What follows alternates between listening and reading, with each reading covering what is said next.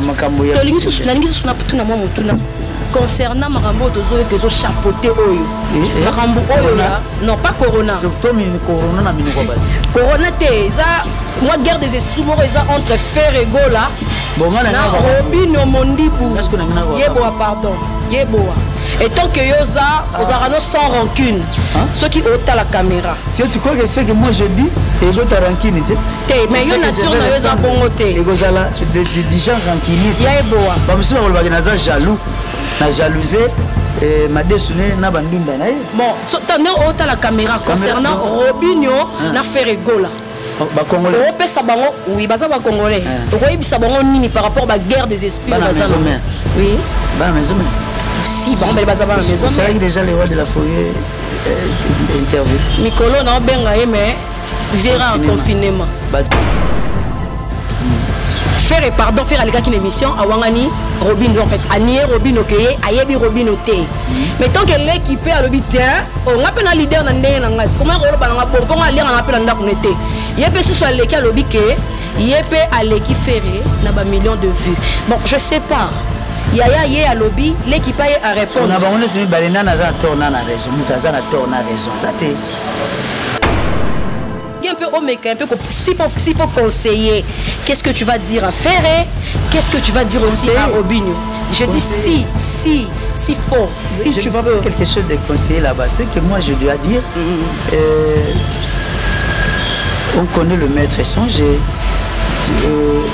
ce n'est pas parce que tu as commencé et tu es méchant ce n'est pas parce que si c'est à la fin que toi c'est toi qui as fini et que tu as mal fait mais quelque chose c'est des incompréhensions. Celui a gagné un trophée et tous les trophées du monde qui restent dans la compétition ne pas appartenir qu'à Naïté.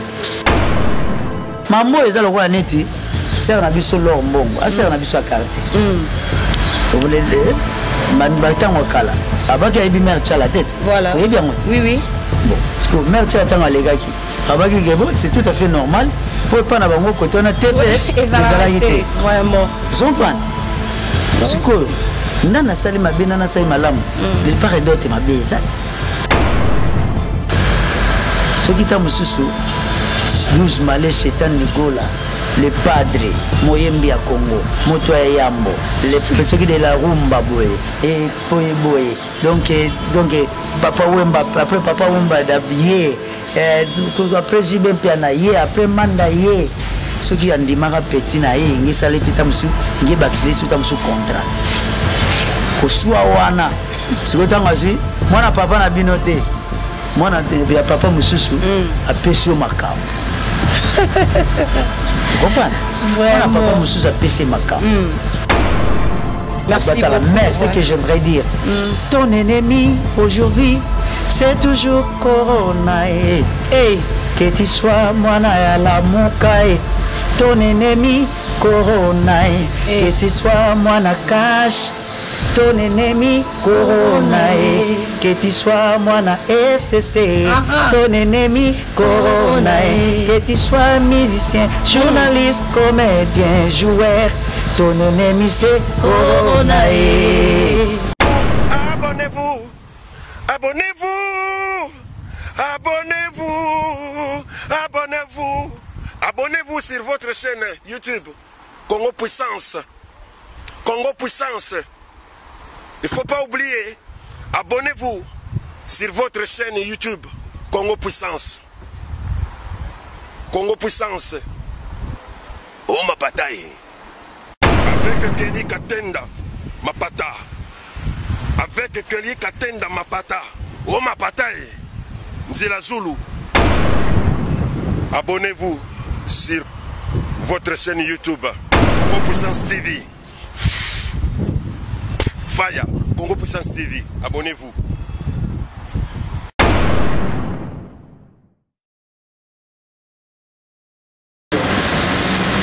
Mbote la baignon sur Bozuli bakwa kolanda biso na moment oyo partout Bozali sur www Congo Puissance TV.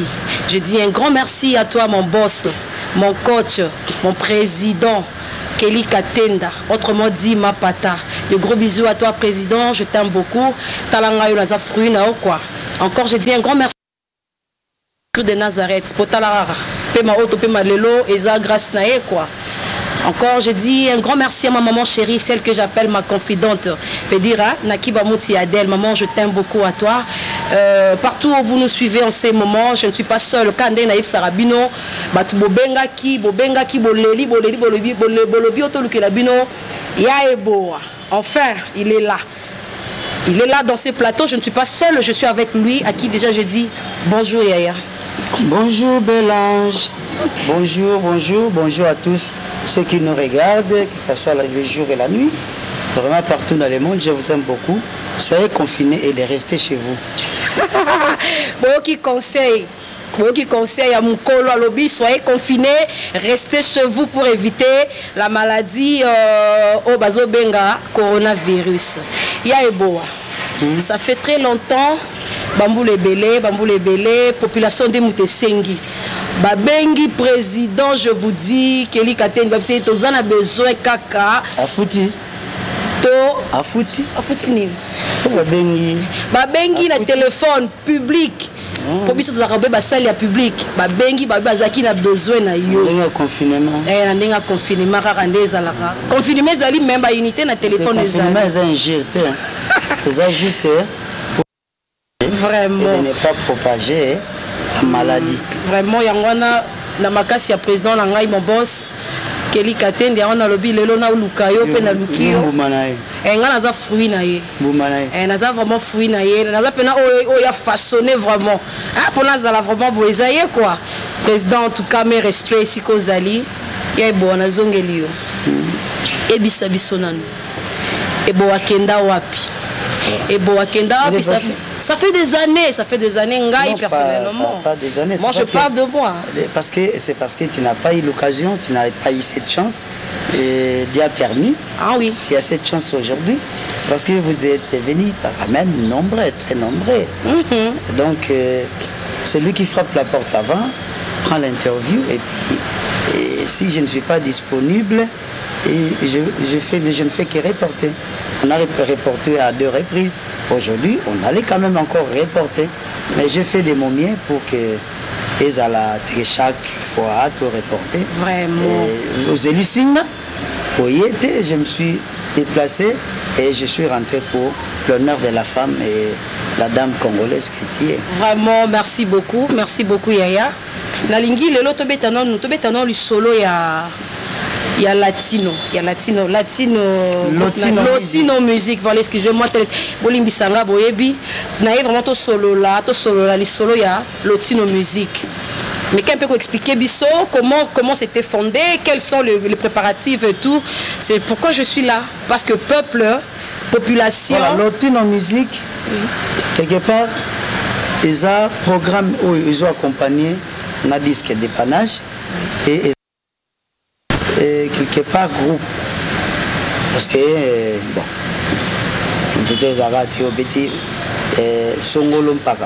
je préfère que mon nom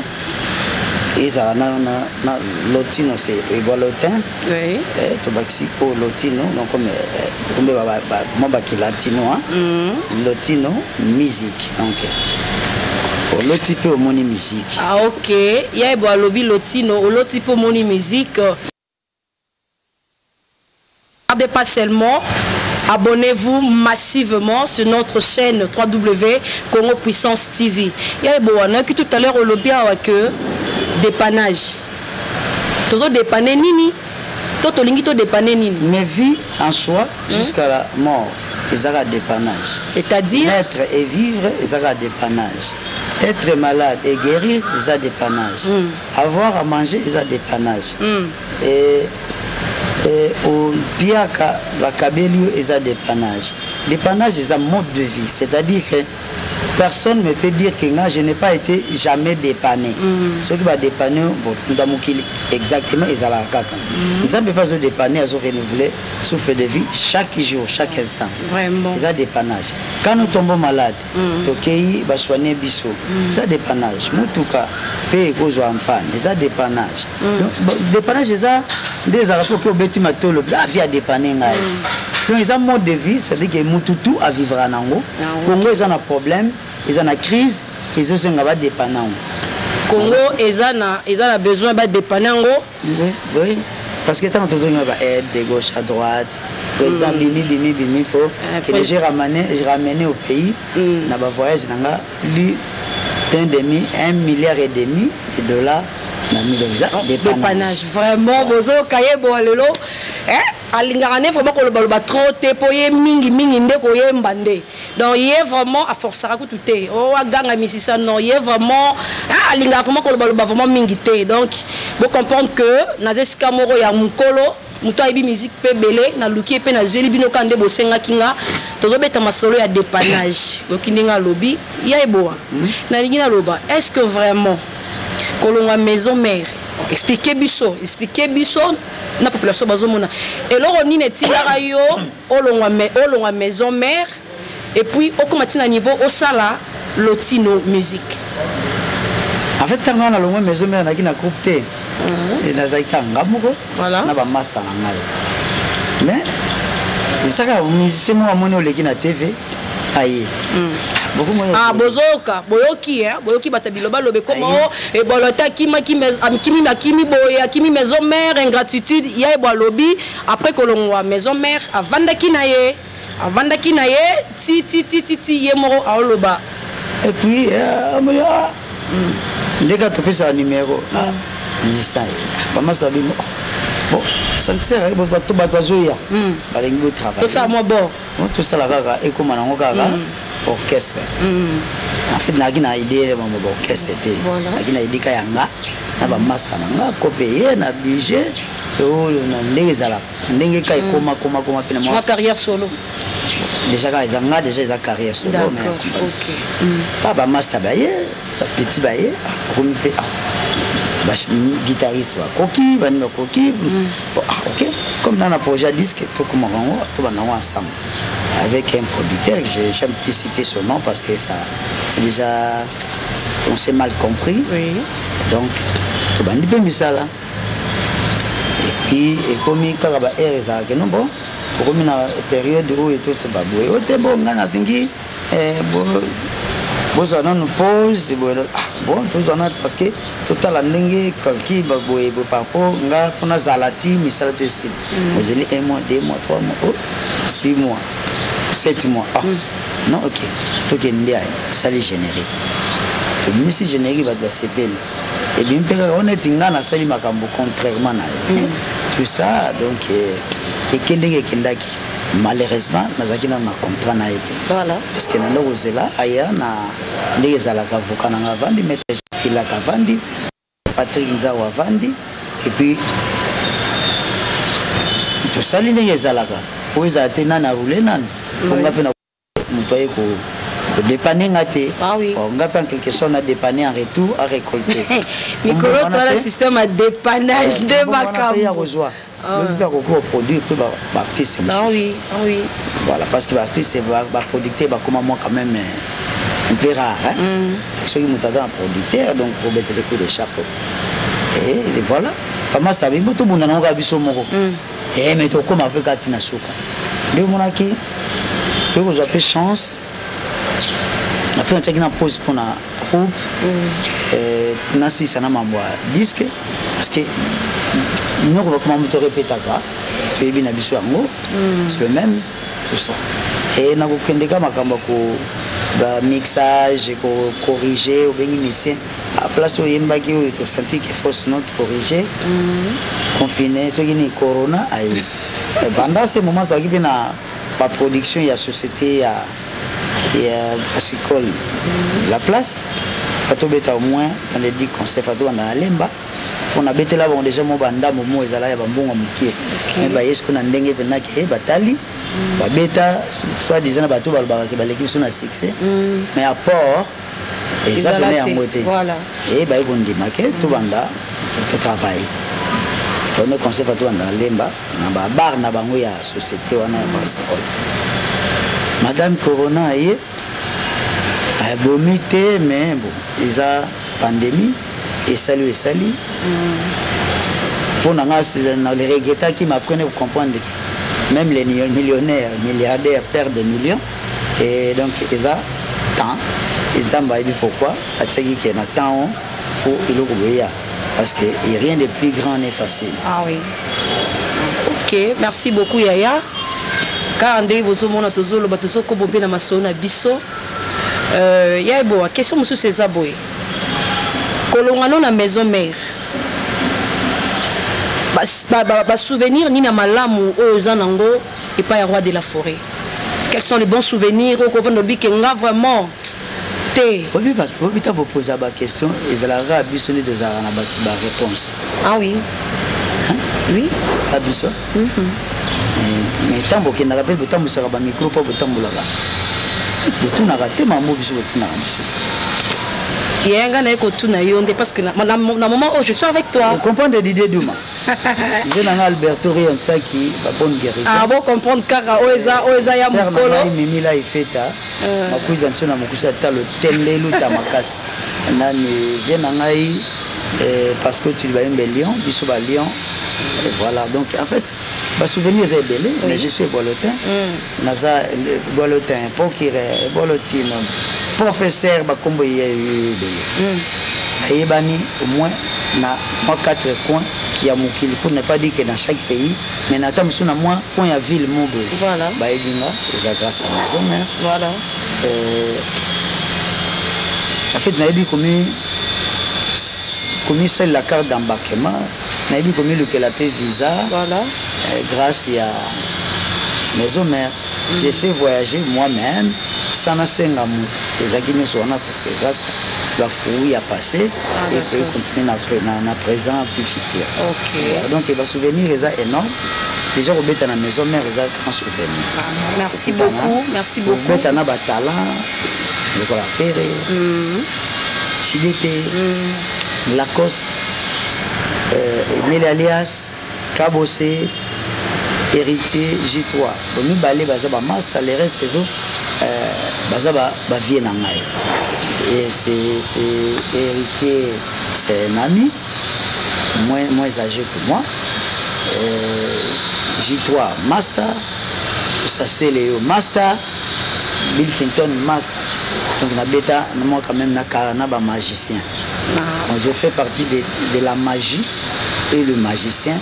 Je suis un magicien aussi. Ah ok. Il fait partie de la magie, il est aussi magicien. Ah ouais, vous créez polémique, il est magicien. Donc, il faut comprendre que magicien, façon il est magicien par rapport à ce qu'il a vécu et tout. Donc, c'est pourquoi il est comme ça. Merci beaucoup, merci beaucoup. Restez toujours branchés et abonnez-vous. Abonnez-vous massivement sur notre chaîne 3W Congo Puissance TV. Yaibo Anazongelio.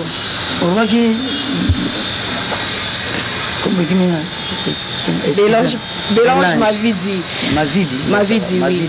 Vous comprendre, ils ont balisé ce monsieur Zalara. Bon, autant de sala, à retourner à souster. Ok, merci beaucoup. Question M. Césali. Toyoka que bon, Toyoka Batubaloba que Ebolotin abangara kisi, yango na moni ne boa.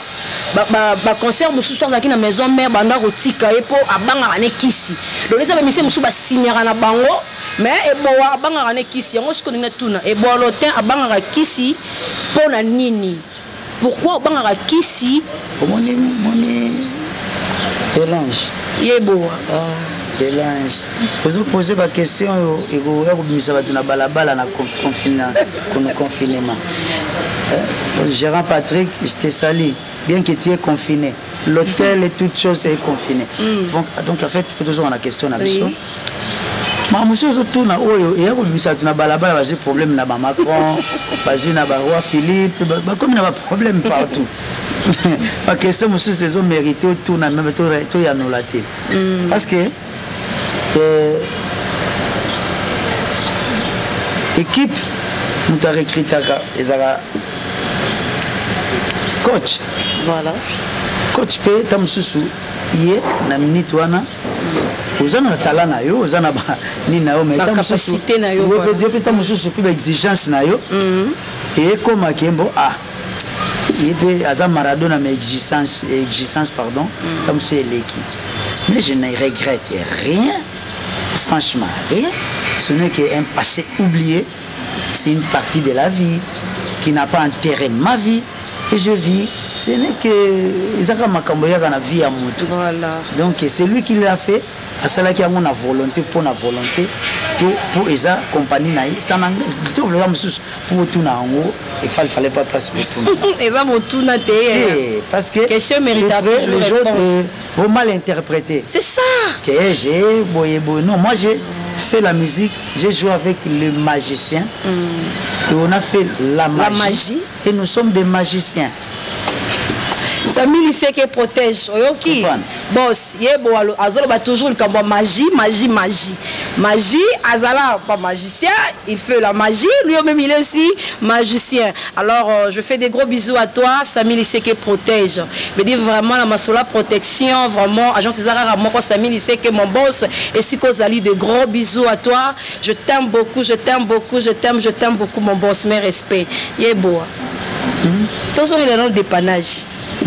Parce que l'on a dépannage wana et salinga mondenge moko boye. Salinga mondenge moko boye. Dépannage.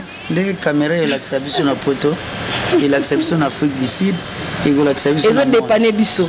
Na micro. Pour caméra il pas mbatam sur to ga. OK.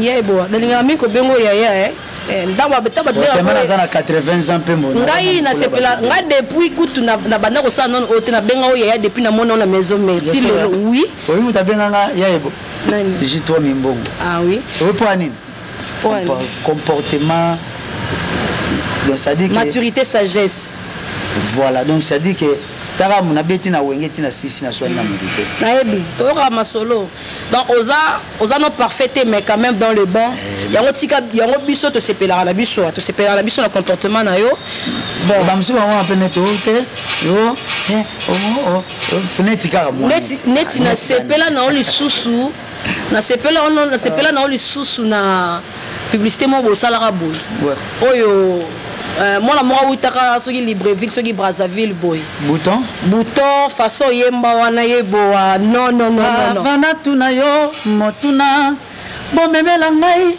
Belange posé ma question ya ko sala ke ngai na yo tosola malamu moninga ndeko Absolument harmonie donc bravo en tout cas akobanda pe na journalisme eloko wana accompagner pe na musique eloko wana vraiment et ça biso vraiment bien eloko wana okobete le sous eloko mo ya maison mère to ken siko beti c'est eloko mo na beti za maison mère mais wana beti publicité les années to yembi nzembo moko sous yemba boye oyembi bière momeli bière moi de eloko mo boya maison mère poto chiter nazomona déjà eza ebele tena kenazo aussi bombwa moke na ya monene nyonso epesa sukali mwasi ya moke na ya monene bango tu bakento ça dépend ndenge yo découvrir basanti joie Sergino Kinyambi parce que tu dis bayombe. Merci beaucoup Yaya. Ils ont tellement belé au surtout bandolo bisa Yaya mango. Sikoyo ti vraiment. Concernant Marambo tozo kezo chapeauté oyo. Marambo oyo non pas corona. Corona na minoko bat. Corona te za moi guerre des esprits moi ça entre fer et gola.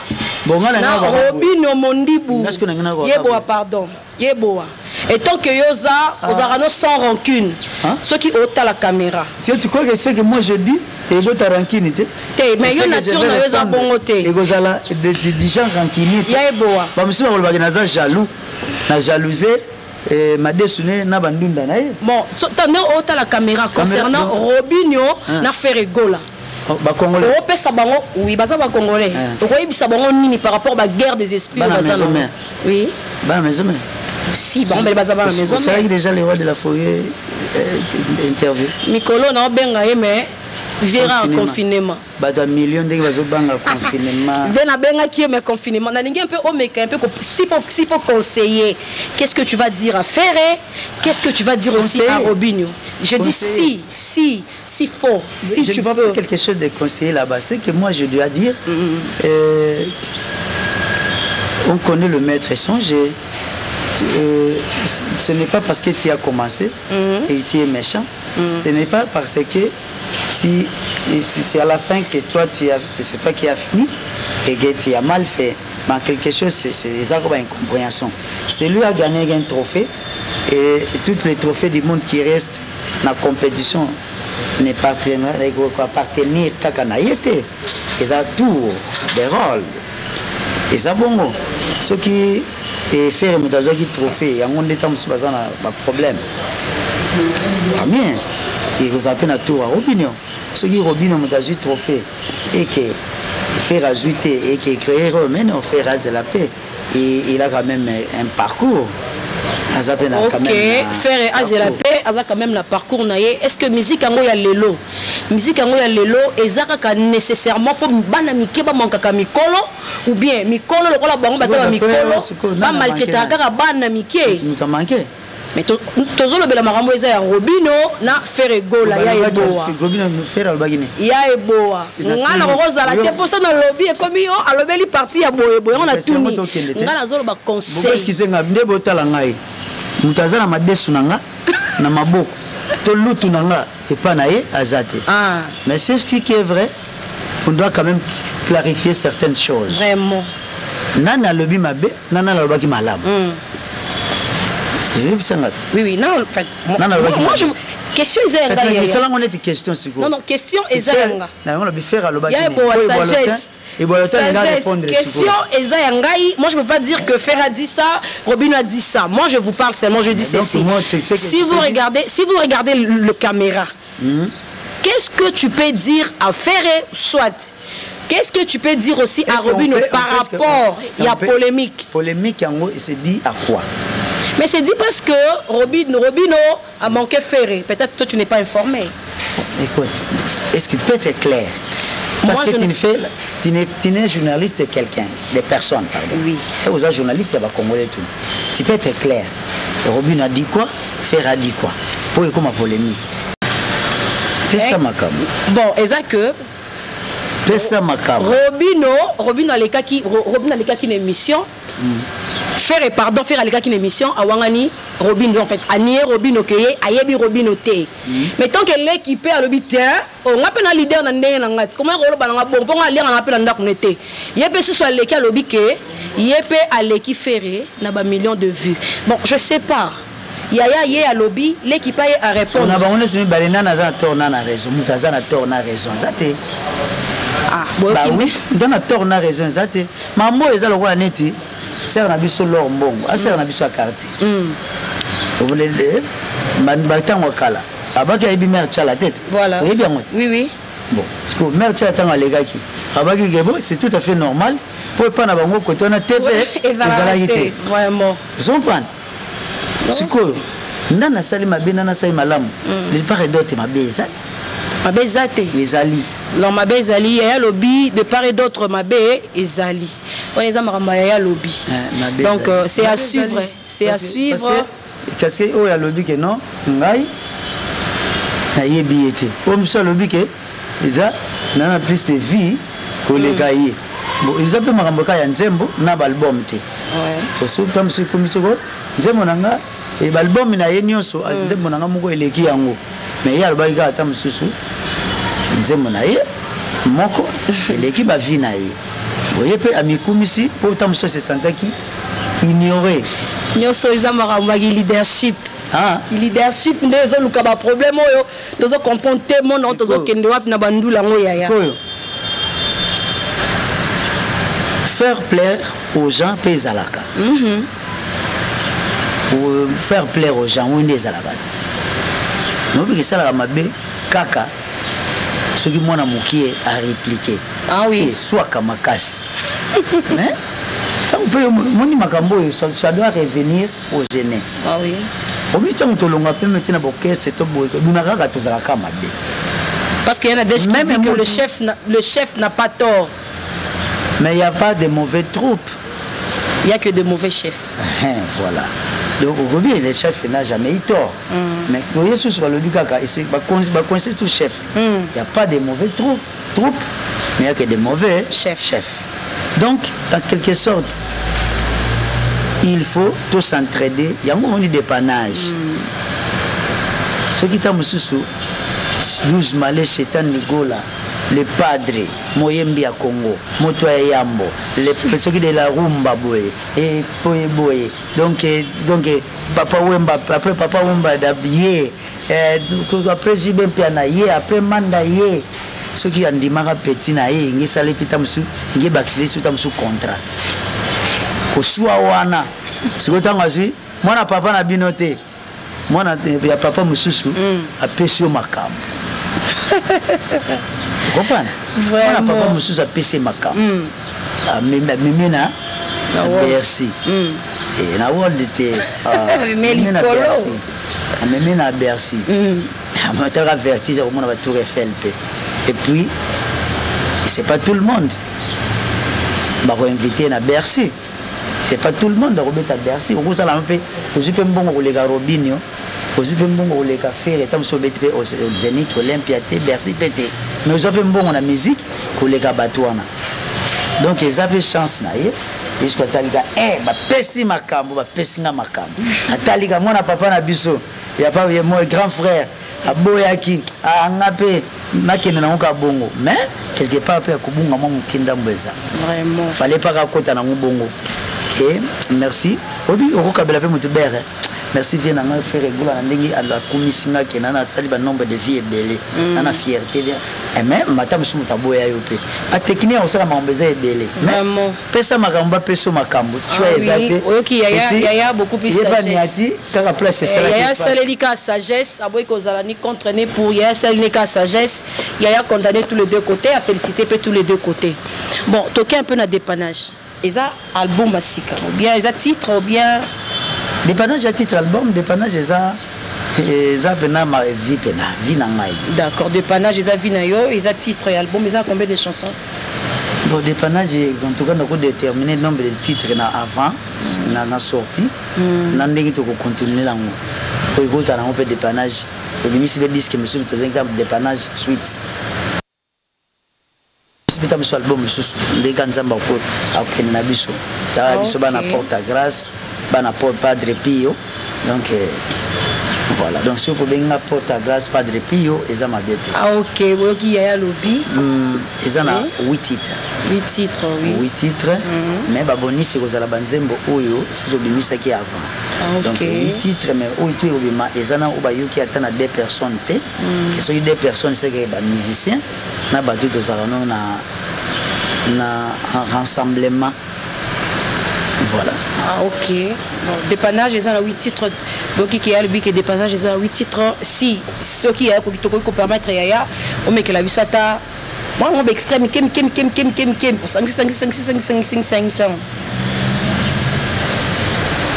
moi extrait. Oui.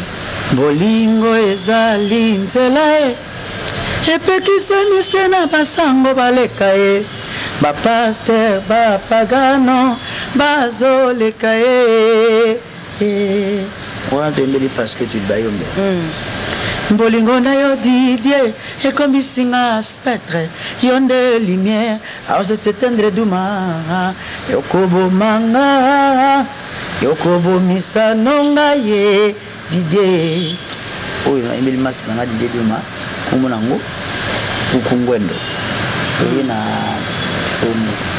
na seule personne Samiteng bolingo nanga motema nanga moto nanga yasi milelo nango komisiango c'est un bonheur amour et banda kalokola coup de foudre bolingo masanga Samiteng suki na wanati merci beaucoup ya la banzembo nozomona ils ont vraiment et koyokama vraiment parce que ça banzemba kitoko jamais pas na il y a pas na yelo ko rataraté depuis na yeba ye depuis na yeba ebo oyoka pe nzembo ezanga kombo mutu bon ezanga kombo ezana kombo mutu te dédicace te kombo mutu te toi to bengo énigme oh ya vraiment tozelango maboko polele ndenge nayembiango oyo nayembiango na musicien na ngai Seda la voix angélique nayembeni tosali featuring na ye eza lokola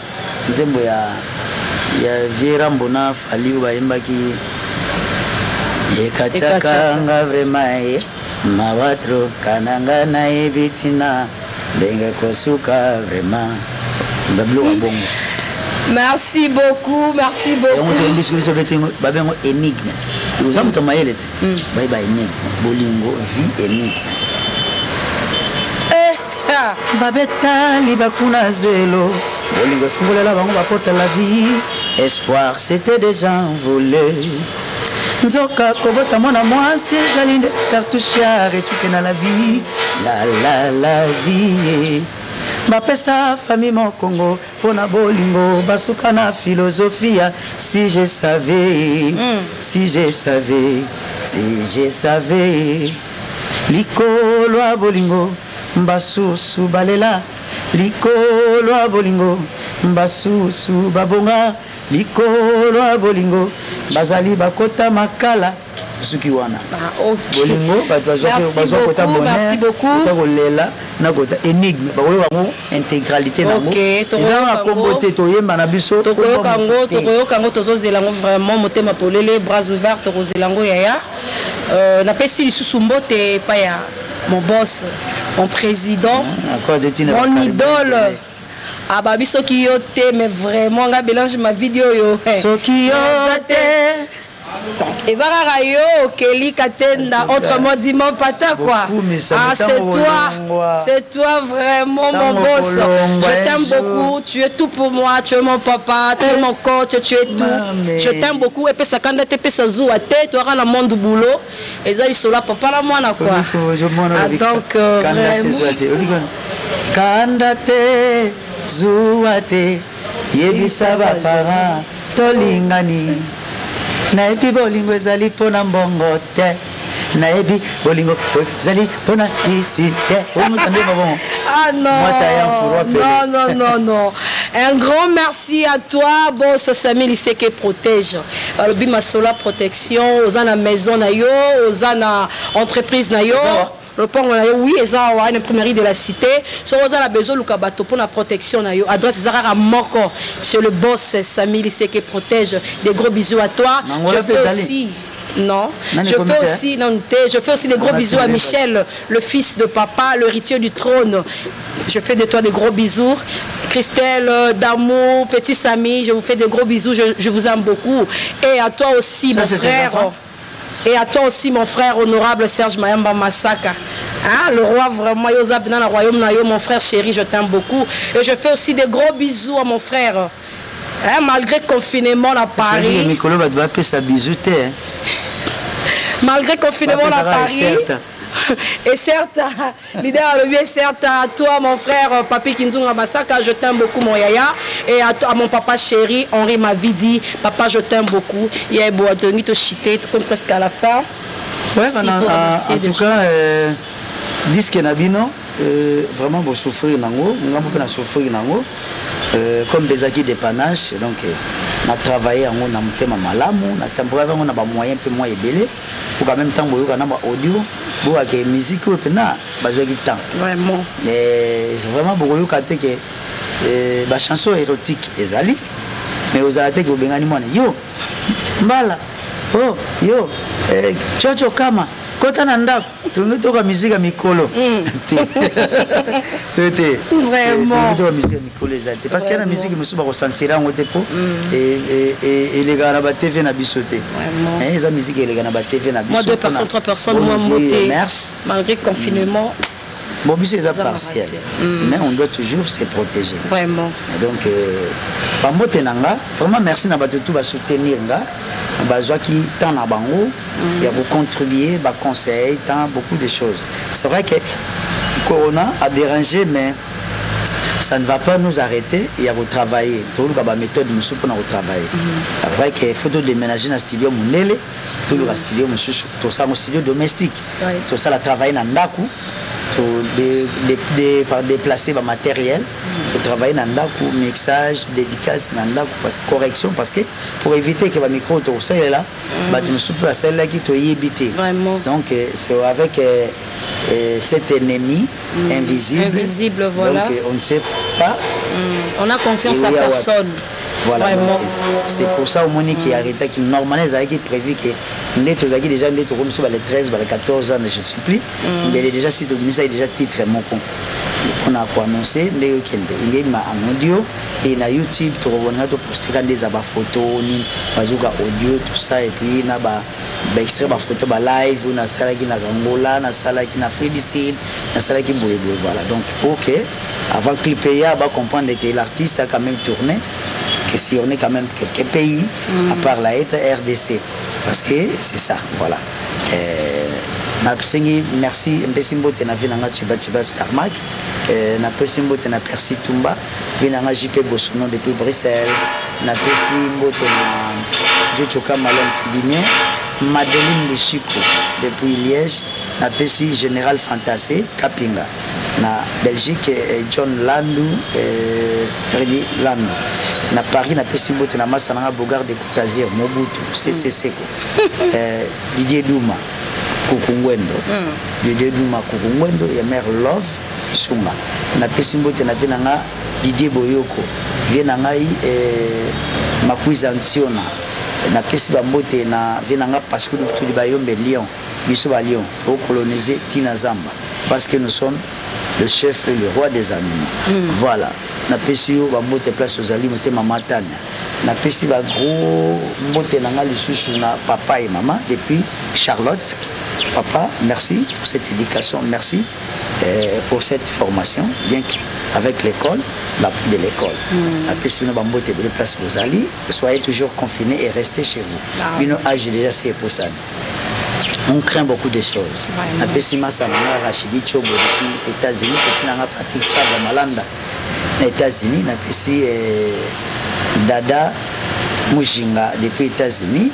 Bon, pour citer na Londres, na pesi Mogrosso, mon frère Mogrosso, allez vous muka Mogrosso, na pesi Bambote Bele et Pasti Chaliba, na pesi Fanile na Lissasi, la mannequin, na Genève, na pesi MP Limoko Kidia Mutombo Kidisk Mbote Bele et puis na Bosanité Paulin Diasivi na Italie corps médical la souffrir pour aider les patients en souffrance en souffrance il y a coronavirus na pesi vraiment courage et Bele na Bosanité il y a Canada na pesi Mbote pa ya Guylaine Chobo Madame Désirée et c'est une togolaise na PC Mbote Bele et à toute personne depuis l'Afrique du Sud master nanga tu ya Métropolis maître CD maître Carlos maître Coco Bess Valley 15 Stone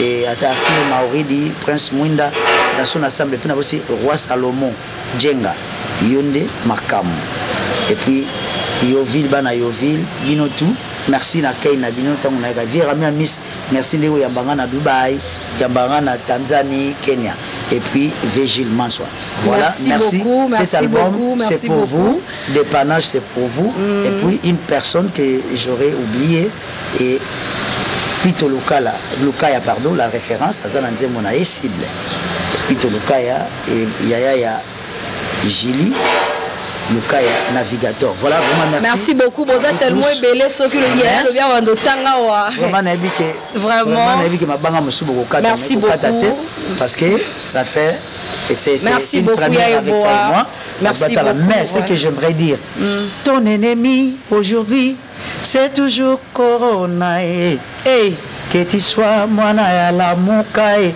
ton ennemi Corona que ce soit mwana cash ton ennemi Corona que tu sois mwana FCC ton ennemi Corona que tu sois musicien journaliste comédien joueur ton ennemi c'est Corona Protège-toi. Merci beaucoup, merci. Merci. Je vous le dis. Merci beaucoup. Soyons tous confinés. Merci beaucoup Yaya, merci. Merci pour ta disponibilité. Vraiment merci à toi aussi d'avoir pensé à moi. Merci à vous tous, bien que vous êtes confinés. C'est une façon de vous protéger aussi, de protéger les autres. Naebi monokwangote, mais vraiment. Vous êtes bon pour na biso, biso pe pour na bino. Sans vous, je ne serai jamais dépanné. Et sans notre musique, ce que nous faisons, chaque jour, nous détente, pour se déstresser, moi, je suis gaieté, jouissance, tout ça. Merci beaucoup. Merci beaucoup. Merci beaucoup. Merci beaucoup. Merci parce que tu continues à banda sans que tu bêtes à ma porte. Tu continues à banda sans audience, mais vous faites les bisous à porte, vous faites les bisous à penser à bino. Merci beaucoup. Je dis aussi un grand merci. En tout cas, vous supportez notre commissaire. C'est ce qu'ils ont Bélange. C'est vrai. Mais il producteur patron na Kelly Katenda Kelly Sotindi Western chanteuse na yo chanson kakaya patriotisme chanson ya mobilisation bon ça yo qui déjà et là au moins il y a 2 minutes 30 bon ça yo qui déjà tant que massa nanga bari tout cool Samson donc je suis fier d'être Barumbu na pesi je suis fier d'être Mateto fier d'être Kisensoa donc moi na tout partout alors fier d'être commune à Kin, fier d'être Kino, fier d'être villageois. Parce que vraiment. Bon, prisonnier comme un président, président comme un prisonnier. Ah oui. Je dis un grand merci. Je moi Cameroun. Je dis un grand merci à vous. Au Pesa Kibiso, au Pesa Kibiso temps, beaucoup de sur la mandat qu'on a bino sans que tu ta porte, beaucoup de sur la mandat qu'on a bino sans audience. En tout cas, je vous dis merci beaucoup, merci infiniment. Ne nous regardez pas seulement, mais abonnez-vous. J'insiste. Je vous en supplie, s'il faut faire, abonnez-vous massivement sur notre chaîne 3W Congo Puissance TV. Vous supportez, en tout cas, vous supportez Ngaï. Si vous avez commissaire, vous avez boss Ngaï parce que vous avez création Ngaï. Boss Ngaï, Kelly Katenda Mapata. Un grand merci à toi. Je suis reconnaissante, président. Je suis reconnaissante, mon boss. Merci à toi. À qui je dis aussi bonjour. Na salon Ngaï, na base Ngaï, salon Crocodile à Bandal. Là-bas, je vois Gaulois, Michel, JP et Priska. Je vous aime beaucoup. Voilà des bases. Voilà des bases. La Pessibino, gros bisous.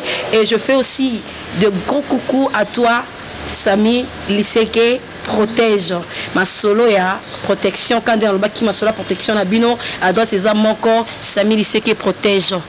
En tout cas na bino tokutani à la prochaine émission. Je dis un grand merci aussi à mon caméraman, le caméraman le plus sexy, le caméraman VIP Montréal, c'est toi. C'est toi Zabra Lukusa, le caméraman le plus sexy. Balobi ka caméraman akin bazara souté. Baloso bazara souté tskalara Zabra vedi misepi digital. Pona bima mafuta boye. Et Zara la Sima Montréal, c'est lui le réalisateur, c'est lui le caméraman. Alors il est tout. Donc merci à toi infiniment. Merci à vous tous au Balandi Bisso sur 3W Congo Puissance TV. Zabra, Natala Mapata.